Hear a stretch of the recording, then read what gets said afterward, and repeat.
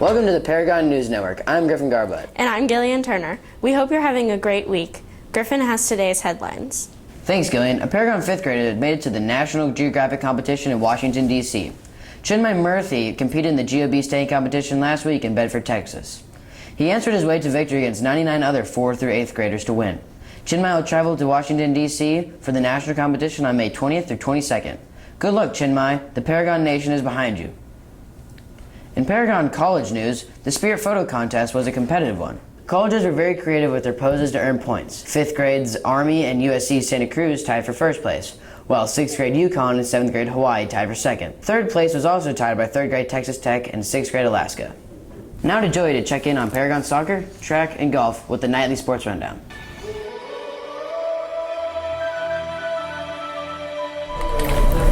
Hi, I'm Joey B. Habib, and this is the nightly sports rundown. Paragon track is in full swing. The team's first track meet is this Saturday at St. Stephen's. Athletes will compete in a variety of running and field events. There are 3 track meets this April. Paragon golfers are hitting the driving range hard. Each Monday, Paragon golfers practice at Golfsmith. 5th grader Jay Allen is trying to be the first Paragon golfer to win 2 titles. Paragon tennis players are gearing up for the district tennis tournaments each of the next 2 weekends. Drew Shuvalov attempts to become the first JV athlete to win 2 titles as he defends his USTA Advanced Division title. Paragon tennis alum Chris Camelone started this string of tennis titles and is now on full athletic scholarship at the University of Texas and is ranked in the top 25. Paragon has won the district tennis title 6 years in a row. However, we have never won 7 consecutive district championships in any sport. This will be the first if our boys and girls teams can pull this one off. Paragon soccer is competing in the top division of soccer in the district this year for only the 2nd time in school history. It is a credit to the coaches for building Paragon year by year to compete at the highest level.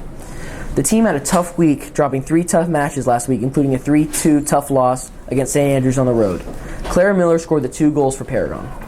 In PE news, all Paragon middle schoolers are trying to win the Presidential Fitness Award from President Barack Obama. Each week, students prep and take fitness exams to meet the standards that qualify them to compete for the Presidential Fitness Award. For the Nightly Sports Rundown, I'm Joey B. Habib. Thanks, Joey. Paragon's 6th grade science class has been foster parents to chicken eggs the past few weeks. Emily Denuser has the story. Hi, I'm Emily, and I spoke with the 6th graders about their latest project, hatching baby chicks. Should we do this real quick?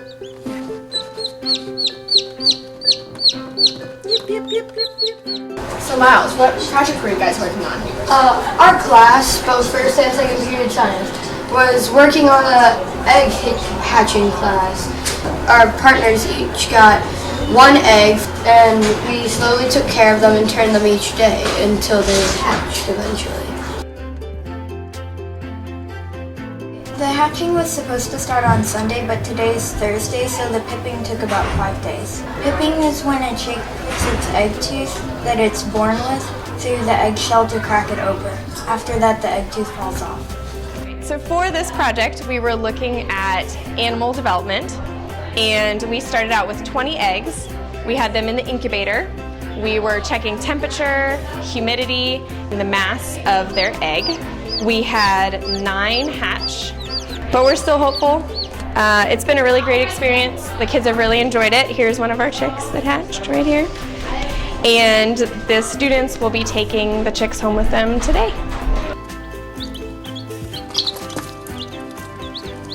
Well, it looks like the 6th graders have their hands full. For the Paragon News Network, I'm Emily.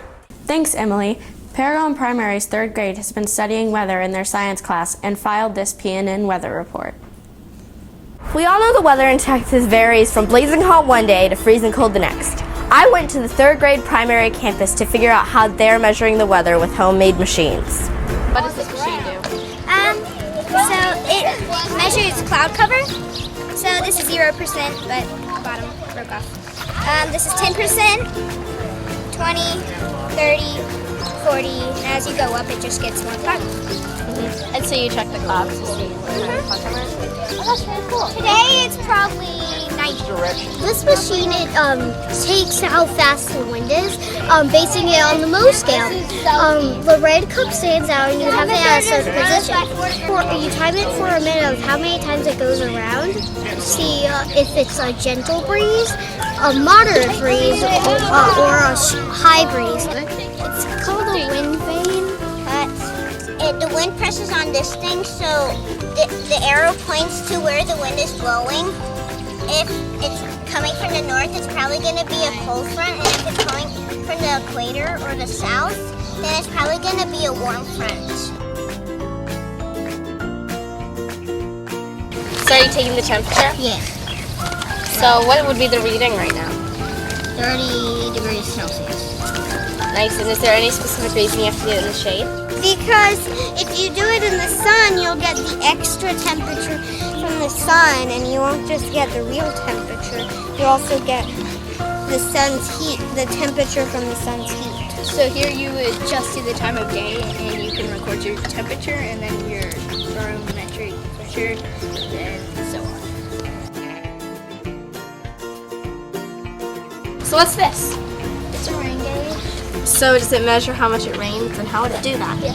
The rain falls in, and it's how much it is. It's about 2s. Okay, so what is this, and how would it help me predict the weather? It's a barometer, and it measures barometric pressure. The higher the water is right here, the lower the pressure, because when the pressure pushes on that, it pushes this water down, sending this water up, and there's a sun and cloud. So what would the lower barometric pressure tell me? Barometric pressure. Low barometric pressure would mean hotter and cloudier, I think. It's high barometric pressure would be cooler and clear. So that's right, because today it was humid and cloudy, so this is right. Yeah. Well, it looks like the Weather Channel has some competition. Signing off for PNN, I'm Sophia Ho.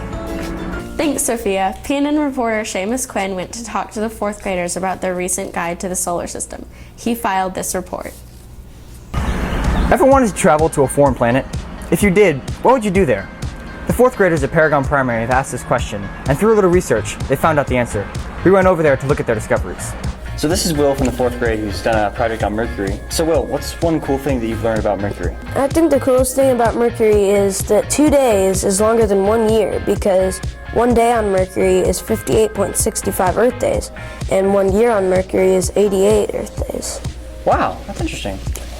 And I heard that there was something about a bungee jumping deal that you have on down there? Yeah. Do you ever get bored of all the boring things on Earth? Would you like to go bungee jumping? No, I don't mean boring old bungee jumping. I mean almost no gravity bungee jumping. But if you do, then come to Mercury. Trust me, you will never go normal bungee jumping again. Results may vary because you will either burn or freeze instantly. You will have the time of your life, as long as you haven't done any exciting things in your life. If you want to go almost no gravity bungee jumping, then call 1-800-BURNER-FREEZE or go to burnerfreezebungee.com. So here's Gabriel with planet Venus. So Gabriel, what was the most interesting thing you learned about Venus when doing this project? Venus is about like an eighth of Earth's gravity, so if you jump, you would probably go the same, but maybe like an inch higher. So basketball players from Venus would be more successful? Yeah. Nice. And what was one thing that I could do on Venus if I wanted to go there for a vacation or something? If you want to see inside of a volcano, Venus is the place to go. There is a lot of inactive volcanoes. Bring your girlfriend or boyfriend. You will never look at them without getting a hug. So I'm here with Maya and Kyle who did Mars. So Kyle, can you tell me one interesting thing about Mars? Well, if you weighed 100 pounds on Earth, then you will weigh 37 pounds on Mars. Nice. And what's one cool thing that you could do on Mars, Maya? You can jump up and down like really high because Mars's gravity is 1/3 of Earth. On Mars, there is a famous statue of Ares, Mars' god.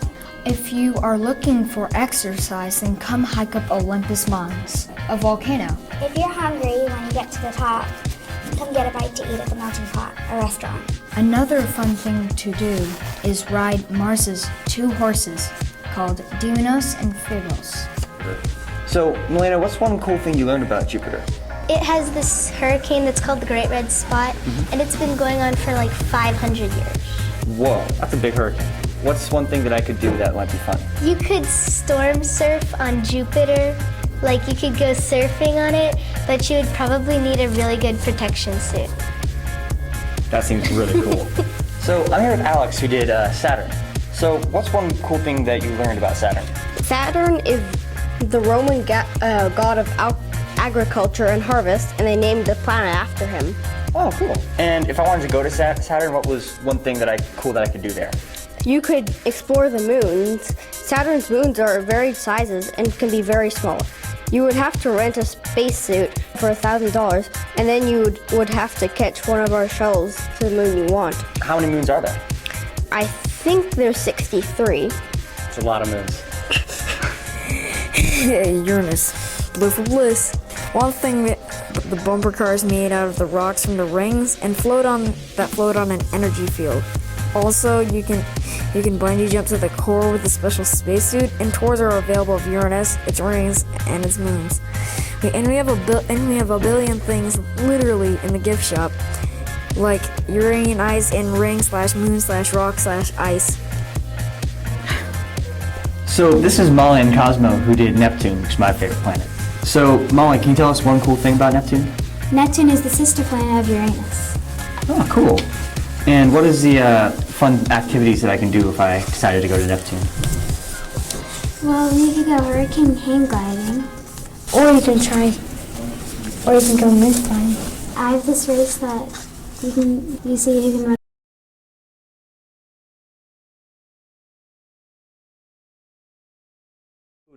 So what's one cool thing that you learned about Pluto, Leo?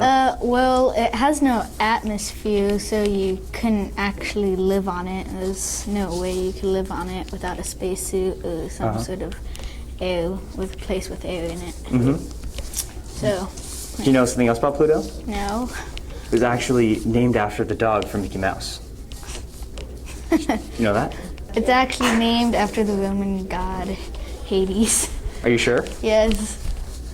Okay. Maybe I was mistaken. What was one fun thing that I can do when I'm on Pluto? Well, you can ice skate. We will provide a spacesuit for you. Nice. $5 for kids under 12, and the adults are $9. Good. That's decent pricing. If I had a choice, I'd probably choose Pluto, even if it was named after a Roman god. For Paragon News Network, I'm Seamus Quinn. In other Paragon news, our Latin club went to the Texas State Junior Classical League Convention last week in Flower Mound, Texas. 41 7th and 8th graders competed in many events, including decathlon, pentathlon, Roman history, mythology, costume design, and vocal ensemble. Paragon Prep is the only middle school that placed in the top 10 of our division. Our Latin club placed 4th out of 21 competing high schools. Congratulations! As a reminder, next Friday, April 26th, is an early dismissal day for students. This week in history, Leonardo da Vinci was born in 1452. Thanks for watching. We hope to see you again soon. Bye.